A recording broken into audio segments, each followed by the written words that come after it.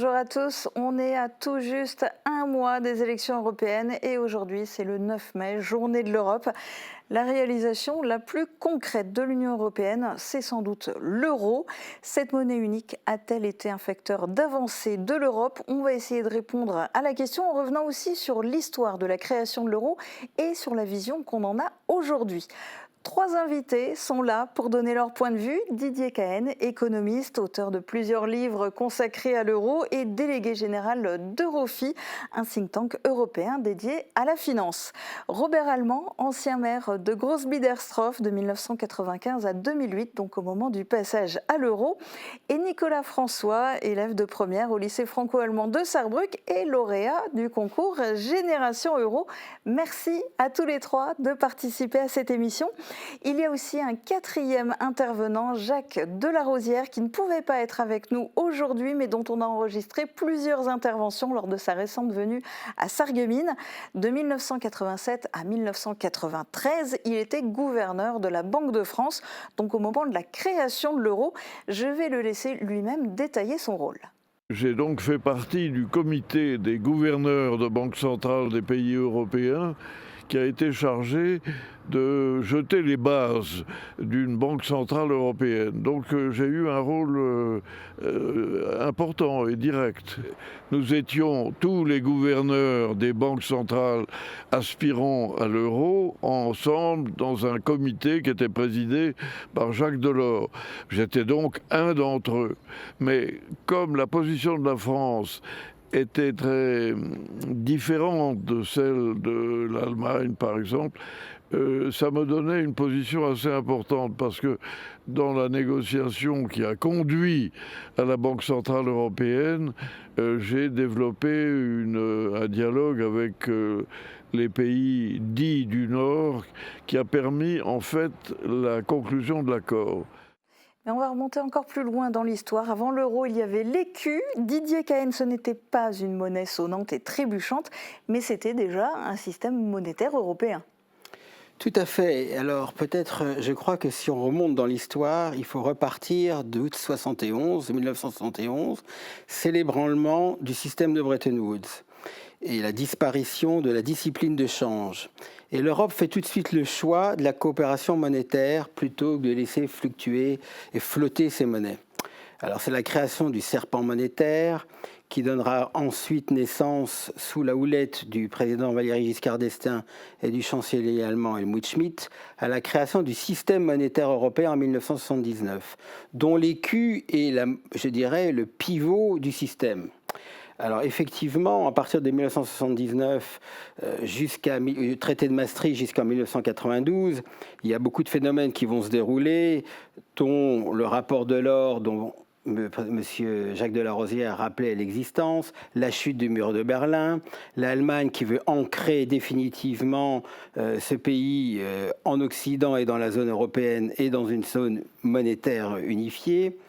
Et pour revenir à l'écu, oui, l'écu était, on parlait de deux usages à l'époque dans les années 80, de l'usage public qui servait essentiellement pour les banques centrales et l'usage privé. Et effectivement, j'ai fait mon doctorat sur l'usage privé de l'écu, de ce panier de monnaie, puisque c'était le panier des monnaies qui participaient au système monétaire européen. On a essayé de développer son usage privé, son rôle commercial, avec un certain succès, je dois dire. Mais de là en faire une monnaie unique, c'était un saut qu'on ne pouvait pas faire.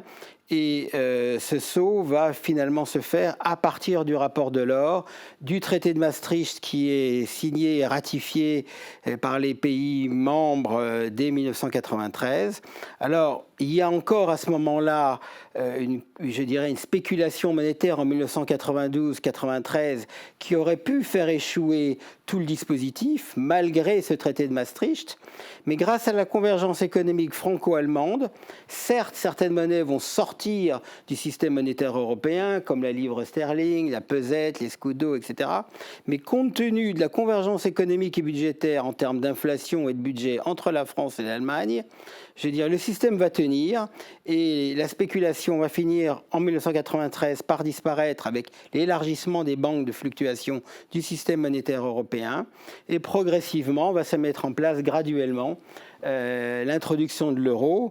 Les chefs d'État et de gouvernement considéraient que l'écu, ça avait un sens en allemand, du coup, la vache, bon, ça sonnait mal pour les Allemands. Giscard d'Estaing qui proposait l'écu, on s'est entendu sur l'euro, et l'euro va progressivement se développer pour naître en 1999. Oui, justement, parce que c'est vrai, on dit souvent l'euro a fait son apparition dans les poches des citoyens le 1er janvier 2002, mais en réalité, ça faisait déjà 3 ans que l'euro existait, en tout cas sous sa forme scripturale, avec par exemple, vous vous en souvenez sans doute, les extraits bancaires qui étaient déjà dans les deux monnaies, exprimés donc à la fois en francs et en euros. Et donc la date de naissance officielle de l'euro, c'est le 1er janvier 1999. La monnaie unique européenne fête donc cette année son quart de siècle. Robert Allemand, vous, en tant qu'habitant déjà d'une zone frontalière, qu'est-ce que ça a représenté pour vous personnellement l'arrivée de l'euro ? Ben, c'était déjà une facilité pour aller faire des achats. Parce qu'on sait très bien que dans les zones frontalières, ben, on naviguait d'un côté de la frontière vers l'autre pour aller faire des achats. Et en plus, la différence entre le mark et le franc, ben, ça fait qu'on allait acheter beaucoup de choses en Allemagne, et souvent sous la veste, parce que les choses étaient interdites. Il y avait des douanes un peu partout. Hein. Et puis, bon, il fallait 2 porte-monnaies, hein, un en mark et un en franc. Ben, l'arrivée de l'euro, ben, c'est très, très bien. Très bien. Particulièrement simplifié la vie en zone frontalière. En zone frontalière spécialement, oui, oui. Mais alors vous, dès le début, vous deviez être absolument convaincu par l'euro parce qu'en tant que maire, vous avez fait plusieurs choses très symboliques mais très fortes. Racontez-nous. Ben, effectivement, au moment de la mise en place de la monnaie unique, eh bien, les enfants de nos écoles, les écoles de Groesbeek, ont souhaité baptiser une rue ou une place du nom de l'euro au moment de l'arrivée de la monnaie unique. Eh bien, j'ai soumis ce projet au conseil municipal, qui a été d'accord tout de suite, et puis j'ai trouvé cette idée géniale, donc on a accepté, et puis donc il restait à créer la place, du coup. Ben, écoutez, il y avait une place, la place existait, seulement c'était une place non aménagée. Et donc, puisque cette place se trouvait justement à l'entrée de l'ancien pont international qui reliait donc la France à l'Allemagne. Et sur ce pont, dans le temps, il y avait bien sûr des douanes. Et puis, on encaissait un péage sur ce pont. Et donc, de ce fait, c'était l'endroit idéal. Et effectivement, c'est pour ça que ce choix a été fait à cet endroit-là. Alors, on a plein d'images pour illustrer cette place de l'euro avec la fontaine au milieu. Fontaine qui est carrément une pièce. Oui, ben effectivement. Alors, bien sûr, après le baptême, après avoir dénominé cette place, hein, donc on va peut-être faire les choses dans l'ordre. Donc, j'ai rassemblé toutes les écoles avec en plus les directeurs d'école, le conseiller général à l'époque, et puis le maire. Et donc, j'ai donc distribué à tous les élèves un petit sachet avec les premières pièces, les premières monnaies en euros. Voilà. Les toutes premières pièces, ils devaient être super contents, super fiers, les enfants. Ben, ça a été comme à chaque baptême, donc on distribue des trajets. Donc, moi, j'ai mis dans mon discours que, effectivement, en guise de trajet, vous aurez un sachet avec des pièces de monnaie en euros. Et la place aujourd'hui qui continue d'être finalement un peu la place centrale, puisqu'elle permet aussi d'aller prendre le tram du côté allemand. Oui, donc cette place a été aménagée par la suite. Et donc, toujours pour rester dans l'esprit euro, donc on a fait fabriquer une fontaine. Donc c'est une réplique exacte d'une pièce de 1 euro, sauf d'un diamètre de 2,40 m. Et donc cette fontaine se trouve au milieu de la place. Et puis elle est toujours encore en service. Et puis il y a l'eau qui coule, comme on dit.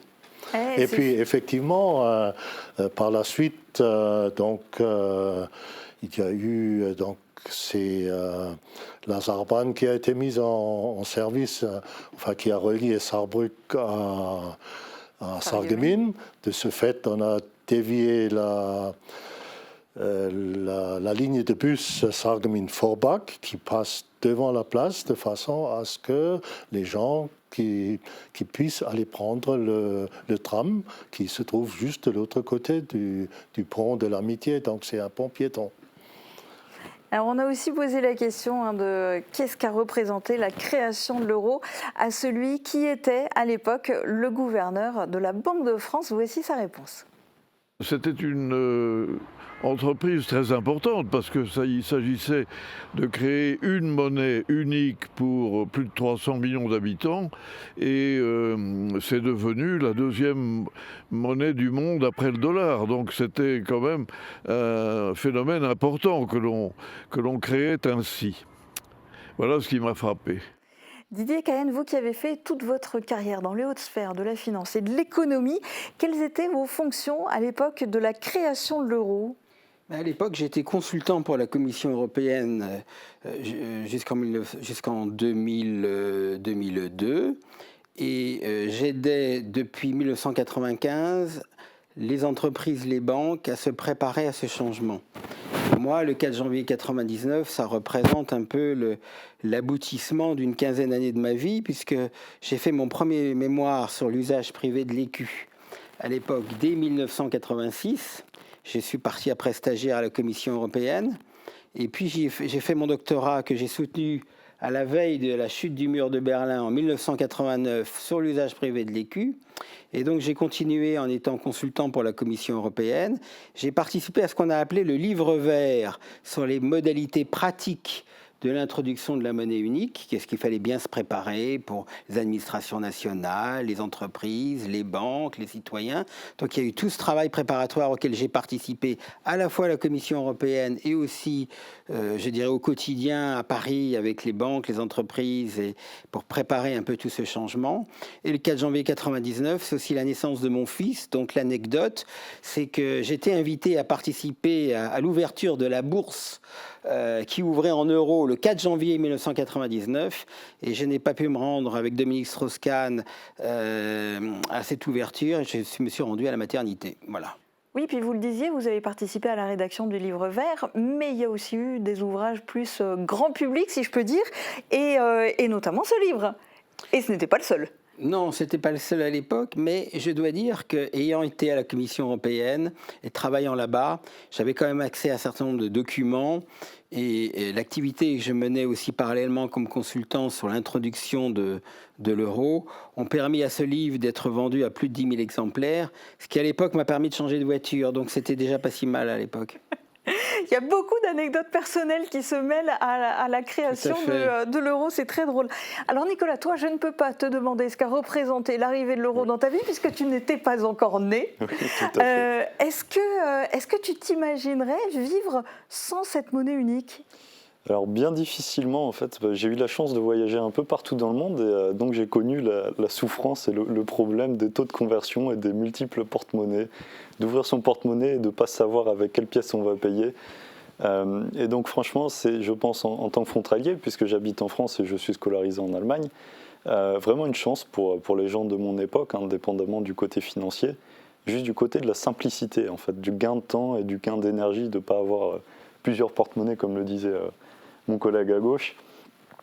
C'est vraiment un outil qui nous facilite la vie. On n'a pas besoin de se dire 1 euro, 1 franc. Donc en France, ça nous achète une demi-baguette. En Allemagne, par exemple, on sait que c'est plus ou moins standardisé des deux côtés et c'est assez cohérent. Donc on n'a jamais connu ce souci, en fait, vraiment. Oui, je te confirme, parce que moi j'ai été dans cette situation au collège en étant à Sarrebruck, et oui, il y avait 2 porte-monnaies, il n'y avait pas encore de téléphone portable, il n'y avait pas encore le tram, c'était plus compliqué. Tu as la chance de pouvoir en profiter et tu as l'air d'en être conscient.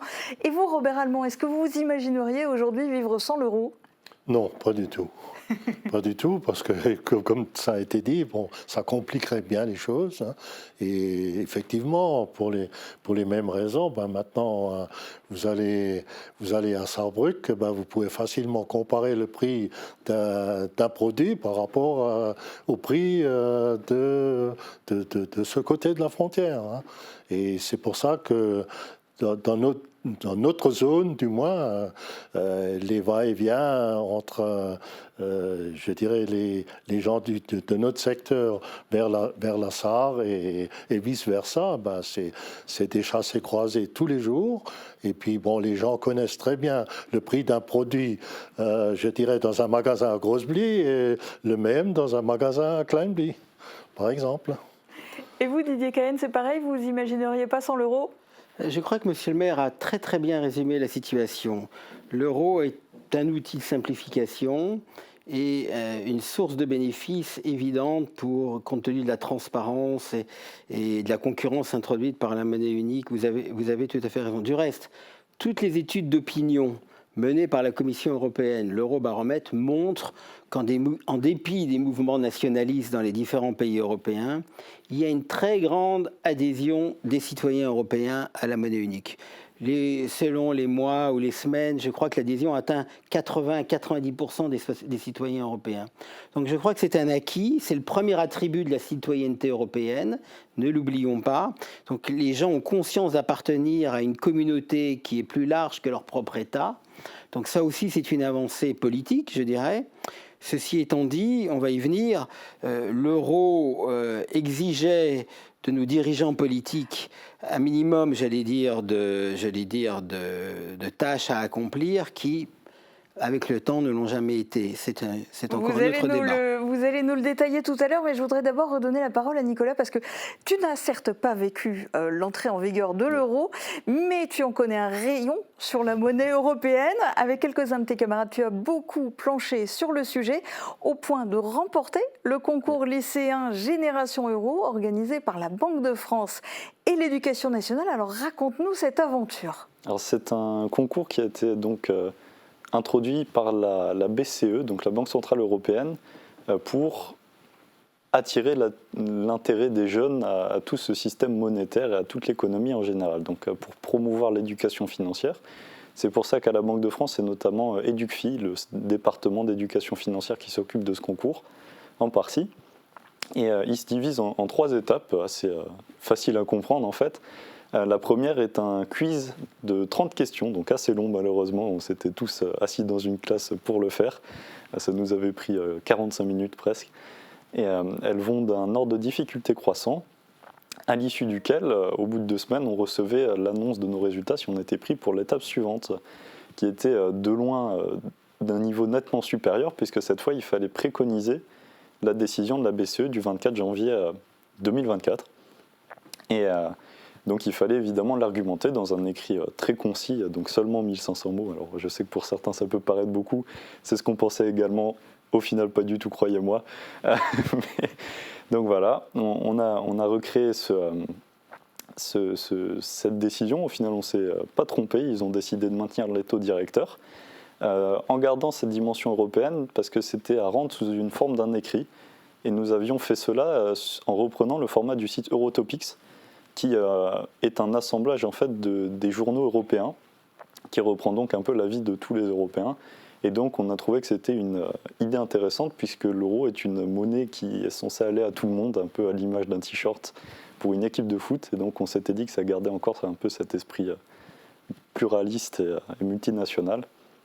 Et la dernière étape, si on était sélectionné parmi les 5 équipes, était de se rendre à la Banque de France devant un jury composé d'économistes, d'inspecteurs de l'éducation nationale, et de présenter un oral à la suite de donc, cette conférence de presse de la BCE, où nous devions argumenter les similarités, mais surtout aussi les différences, auquel cas on s'était trompé sur certains points d'argumentation, ou alors on était en désaccord avec la BCE, ce qui est arrivé par exemple sur la situation du chômage, et donc on devait là encore une fois la justifier, et donc le jury a apparemment trouvé notre prestation convaincante et a décidé de nous nommer lauréat. C'est très pointu comme concours. Oui, effectivement, alors on ne le pensait pas du tout au début, et donc on était parti un peu de loin. Mais heureusement, notre professeur nous a beaucoup aidés. On y a passé beaucoup de temps, beaucoup plus que ce qu'on pensait initialement. Beaucoup de nuits blanches aussi ? Beaucoup de nuits blanches, effectivement, malheureusement ou heureusement, ça dépend du point de vue. Mais donc voilà, c'était vraiment une bonne expérience et je pense quelque chose qui est assez bénéfique. C'était d'ailleurs malheureusement la dernière édition. Et donc j'encourage, si l'équipe de la Banque de France me regarde, de poursuivre les programmes pour maintenir le niveau d'éducation économique de la jeunesse. De poursuivre l'intérêt, parce que je pense que mes deux intervenants également seront d'accord que l'économie est un sujet principal qui concerne la vie de tout le monde pour éviter d'avoir des problèmes financiers, des endettements ou autre chose. C'est important de comprendre les fondamentaux, comme l'endettement, les taux d'intérêt, et qu'est-ce que ça veut dire. Par exemple, on a un prêt à 10 000 €, qu'est-ce que c'est au final et donc voilà. Eh bien, écoute, je te fais une promesse, je te promets d'envoyer le lien de cette émission au gouverneur actuel de la Banque de France. On verra s'il entend ton message. J'espère. La Banque de France qui organise un concours lycéen sur le thème de l'euro, vous en dites quoi, Didier Cahen ? J'ai dit bravo, et j'ai dit bravo à notre lauréat, car il a tout à fait aussi résumé parfaitement la situation. L'éducation financière est un sujet majeur. Et je ne suis pas surpris qu'un jeune issu d'une région transfrontalière, réussisse et parvienne à de tels résultats, un résultat prometteur, et j'espère qu'il continuera dans cette voie et qu'il parviendra peut-être à succéder un jour à François Villeroy de Galhau ou à ses successeurs comme gouverneur de la Banque centrale et membre de l'Eurosystème. Oui. Et ça fait partie aussi de la manière que tous les citoyens aient conscience de l'euro, de l'importance que ça peut avoir. Vous le disiez tout à l'heure, dans les sondages, ils sont tous favorables à l'euro. Ceci dit, quand on pose la question dans la rue, il y en a quand même énormément qui s'expriment un peu négativement en disant à cause de l'euro, il y a eu énormément d'augmentation, énormément de produits dont les prix ont augmenté. Est-ce que vous comprenez ce sentiment et qu'est-ce que vous leur répondez ? Alors, je leur réponds qu'ils ont partiellement raison et partiellement tort. Tort parce que je dirais l'objectif même de la Banque Centrale Européenne, c'est de maintenir la stabilité des prix, c'est-à-dire d'une inflation qui tourne autour de 2%. Et je dirais, un des succès de l'euro, c'est d'avoir, permis de maîtriser cette inflation, je dirais, jusqu'en 2020. Donc de 2000 à 2020, l'inflation a été généralement maîtrisée dans la plupart des pays de la zone euro. Ça, c'est une véritable réalité. En revanche, compte tenu de la politique monétaire suivie déjà depuis 2014-2015 de Mario Draghi, qui a utilisé des outils non conventionnels en termes de politique monétaire, la masse monétaire a grossi au cours de cette année, et avant même la guerre en Ukraine, les prix ont commencé à monter brutalement. Et donc, durant la période 2020 jusqu'à presque à aujourd'hui, on constate évidemment une inflation qui s'est véritablement développée en Europe, atteignant jusqu'à plus de 10%. Donc, les gens ont raison de dire qu'on a eu une inflation majeure ces dernières années. Mais cette inflation reflue et elle est tendance à revenir vers les 2%. Et je dirais que l'un des acquis tout de même de l'euro, c'est d'avoir globalement sur 25 ans, maîtrisé, cette lutte contre l'inflation. Et on a eu en général une inflation autour de 2% en moyenne dans la zone euro. Donc cet objectif et cette promesse ont été respectés. Robert Allemand, vous, 25 ans après sa création, quel est le regard que vous portez sur l'euro et sur son évolution ? Disons, pour continuer un peu dans le thème de ce qui vient d'être dit, il y a des gens qui n'approuvent pas trop parce qu'ils trouvent que tous les prix ont augmenté. Mais ça se comprend parce que je me souviens très bien qu'à un moment donné, je dirais en francs, la baguette, notre baguette française, coûtait 1 franc. Et très rapidement, elle a coûté 1 euro après. Et il y en a beaucoup qui disaient ça au moment du passage à l'euro, et pas spécialement pour l'inflation de là, ces toutes dernières années. Oui, oui. Mais bon, maintenant, concernant l'inflation ou la variation des prix ou autre de ce qui se passe maintenant, donc ça, je dirais, ça ne se perçoit plus très bien au niveau d'un pays par rapport à un autre. Je dirais que le citoyen, le citoyen lambda, il comprend pas. Nous-mêmes, on comprend pas très bien ces évolutions monétaires par rapport à ce qui se discute à Bruxelles et ce qui se pratique sur les terrains. Mais je dirais que en ce moment, il y a très peu de problèmes vraiment ou de discussions à ce niveau-là. Ça, c'est mon avis. Nicolas, toi, dans ton concours, tu devais prévoir la décision, mais est-ce que du coup, tu as aussi potassé le passé? Est-ce que tu as un commentaire à faire sur l'histoire le quart de siècle de l'euro? Oui, alors ça reprend un peu l'avis de Monsieur le maire et Monsieur Cahen. En tant que non initié à toute l'économie au début, on entendait souvent qu'on avait toujours un peu cette conception des décisions de politique monétaire comme quelque chose d'un peu magique, quelque chose inaccessible au commun des mortels. Mais en reprenant toute l'histoire de l'euro et en reprenant beaucoup des décisions sur les dernières années, on se rend compte qu'en fait, en général, ils ont fait un assez bon travail compte tenu de la difficulté de la situation entre la crise du Covid ou autre, et que c'était souvent très bien fondé. Alors ça nous a beaucoup surpris parce qu'on se disait, bon, peut-être qu'ils font un peu n'importe quoi des fois, ou alors ils se trompent, mais en réalité, c'était assez souvent très cohérent. C'est assez difficile pour l'euro. Je pense que là, mes deux collègues seront d'accord. C'est difficile d'avoir une monnaie unique qui convient véritablement à tout le monde. Alors c'est évidemment pas possible, il y aura toujours des avantagés, des désavantagés. Mais si on regarde la moyenne, au final, comme l'a dit M. Cahen, l'objectif est quand même véritablement atteint en grande majorité. L'inflation reste assez proche de ces 2% qui sont visés. Et donc la BCE a fait quand même un assez bon travail. Lui qui a contribué directement à la création de l'euro, Jacques de la Rosière, on lui a lui aussi posé la question du regard qu'il avait sur l'évolution de l'euro.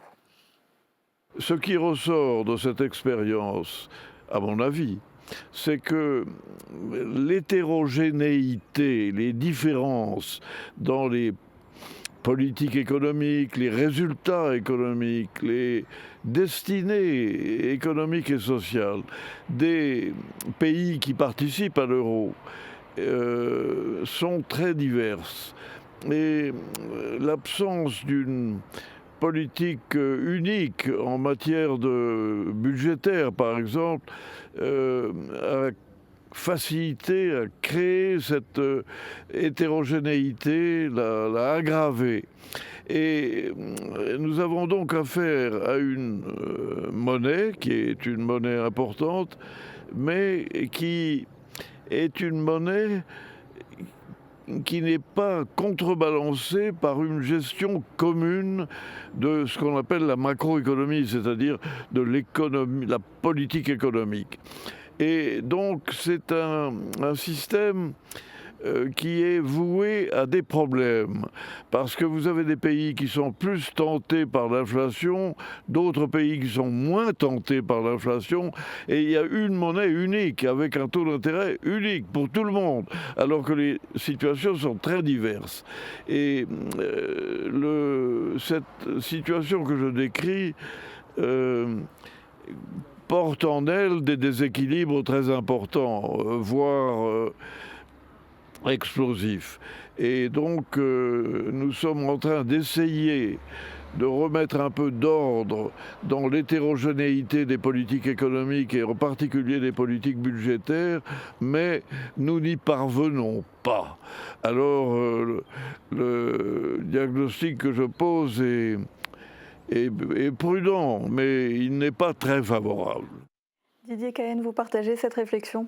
Hélas oui, parce que j'avais écrit déjà il y a 35 ans, et c'était un constat partagé par tout le monde, une union monétaire ne peut survivre que si les critères de convergence qu'ont respectés les États pour entrer dans la monnaie unique étaient durablement respectés.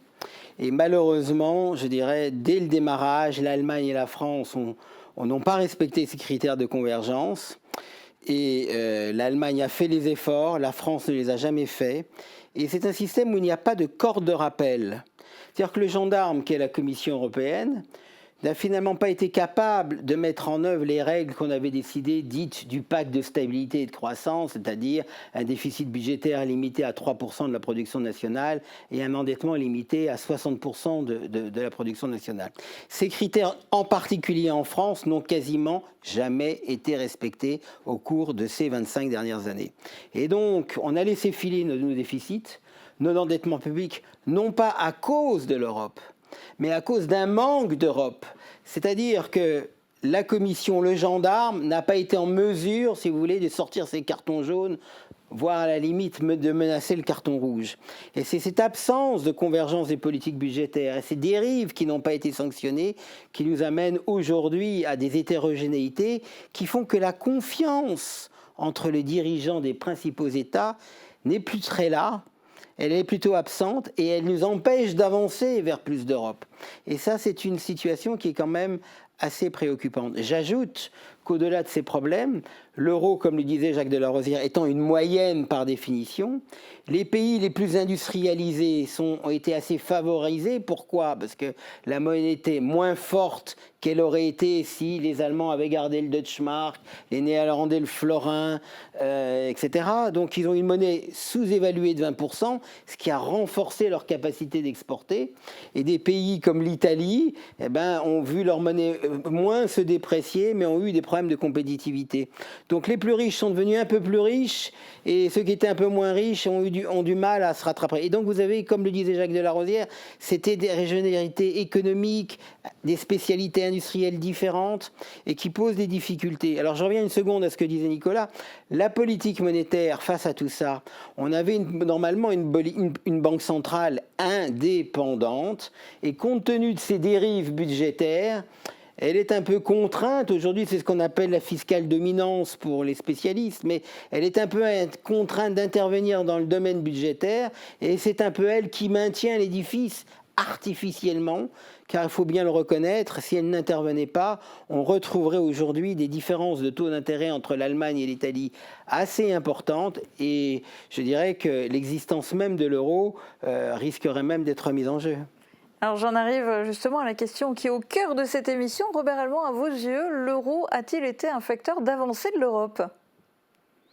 Enfin, moi, en tant que citoyen, moi je dirais oui. Oui, parce que j'entends bien tout ce qui se dit, mais vous êtes des experts dans la finance, hein, alors que le citoyen, lui, il ne comprend pas ces choses. Pourquoi? Parce que il n'est pas au courant, il ne connaît pas toutes ces sphères dans les hautes finances. Mais je dis comme ce que j'ai dit tout à l'heure, le fait que nous ayons maintenant une monnaie unique, ça facilite énormément la vie des citoyens. Hein. Je voulais rajouter tout à l'heure, j'ai parlé des prix des matières d'un pays à l'autre, mais là où c'est encore plus significatif, c'est quand vous allez en vacances. Hein, je me rappelle que par le passé, vous vouliez aller dans un autre pays, hein, il fallait 8 à 15 jours ou 3 semaines pour obtenir la devise du pays où vous vouliez vous rendre, alors qu'aujourd'hui, vous pouvez utiliser la même carte bancaire en Italie comme en Espagne, comme en France, ou comme dans d'autres pays. Hein. Mais enfin, tous ces phénomènes financiers, tout ce que vous venez de relater, je dirais, nous, citoyens, on n'y comprend pas grand-chose, il faut être honnête. Hein. Mais bon, nous, à partir du moment où on peut vivre aussi facilement par rapport aux échanges dont nous avons besoin pour vivre, pour nous déplacer, pour acheter, moi je trouve que c'est quand même une facilité énorme. Hein. Et ça, c'est du concret pour les citoyens. Et toi, Nicolas, qu'en dis-tu? L'euro, facteur d'avancée de l'Europe? Je pense oui. Alors, je suis né en plein dedans, comme vous l'aviez dit au début, étant assez jeune encore pour le moment. Et à mon sens, c'est pour moi, je pense, quand même un élément qui a été assez important. Alors peut-être que c'est vrai que d'un côté financier, ça a beaucoup changé de choses. Mais du côté du citoyen, c'est quand même vraiment un gain, parce que ça permet une cohésion, surtout nous, ici, on est frontaliers. Donc si on a, par exemple, quelque chose à rembourser à un ami qui est du côté allemand, comme l'a dit le maire, monsieur le maire, on n'a pas besoin d'attendre 15 jours pour faire une demande de devise. On peut juste lui donner des euros, il pourra le payer dans son globus à côté, et nous, on pourra le payer chez un Super U. Ça reviendra à la même chose. Et donc, c'est vraiment un élément de rapprochement aussi un peu politique, ou même juste du quotidien des gens, parce qu'avant, c'était assez différent. On était un peu tous séparés par cette monnaie, parce que ça reste un frein à l'interculturalité des gens, au mélange des peuples, aux vacances, aux voyages. Et donc, ça permet vraiment, pour moi, un progrès. Alors peut-être effectivement sur le côté financier moins, mais dans la vie courante, oui. Je vous propose d'écouter aussi la réponse de Jacques Delarosière. Oui, ça a été un facteur d'avancée en ce sens que ça a stabilisé la position monétaire des pays du sud de l'Europe qui étaient enclins à plus d'inflation, à plus d'attraction par la politique de la demande intérieure. Alors ces pays ont bénéficié de l'euro parce que s'ils avaient été laissés à eux-mêmes, leur monnaie aurait faibli. Et la monnaie unique, elle ne faiblit pas, c'est une moyenne.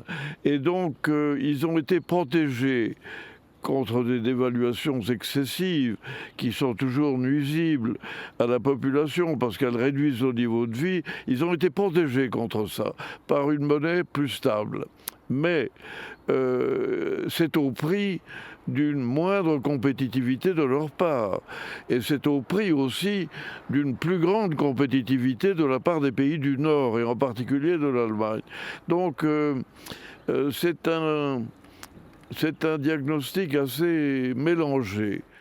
Avec la spécificité aussi que être dans l'Union européenne ne signifie pas forcément être dans la zone euro, puisque à l'heure actuelle, 7 pays de l'Union ne sont pas dans la zone euro. Il s'agit de la Bulgarie, du Danemark, la Hongrie, la Pologne, la République tchèque, la Roumanie et la Suède. Et puis à l'opposé, il y a aussi des pays qui ne sont pas dans l'Union européenne, mais qui ont décidé d'utiliser l'euro, avec ou sans l'autorisation de l'Union européenne d'ailleurs.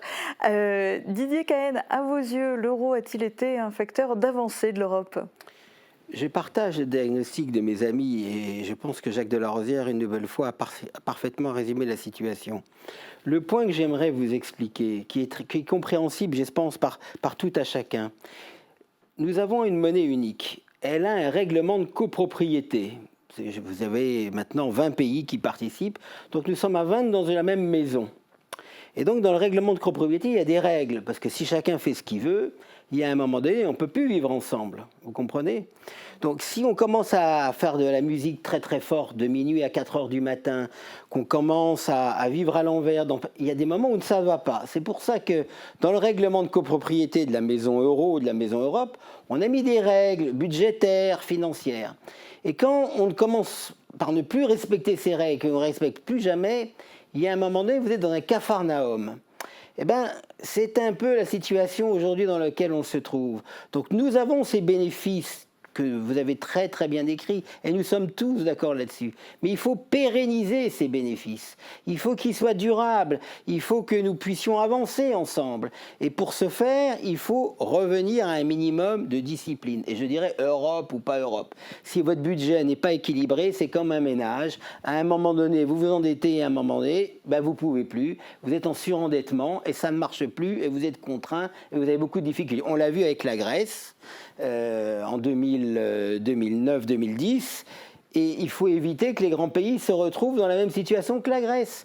Car à Maastricht, quand on a créé cette monnaie unique, on a dit on ne veut pas de solidarité financière entre les États. Chacun doit bien gérer sa maison et tout ira bien. Et je pense que tout peut aller bien dans la mesure où chacun se donne, je dirais, l'objectif d'avoir un minimum de discipline financière. C'est ce qu'il faut souhaiter pour la France et les principaux pays.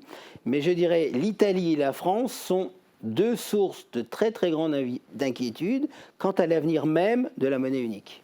Et c'est ce qu'on va souhaiter à l'euro, en même temps qu'on va pouvoir lui souhaiter un bon anniversaire, ce quart de siècle, 25 ans cette année. Merci beaucoup à tous les trois d'avoir participé à cette émission. Très bonne journée à tous.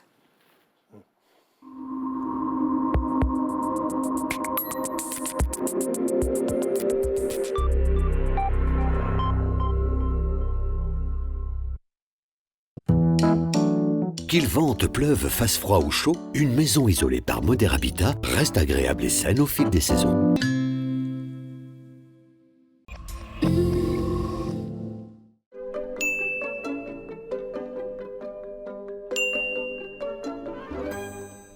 Fini la galère avec GB Bâti-Center.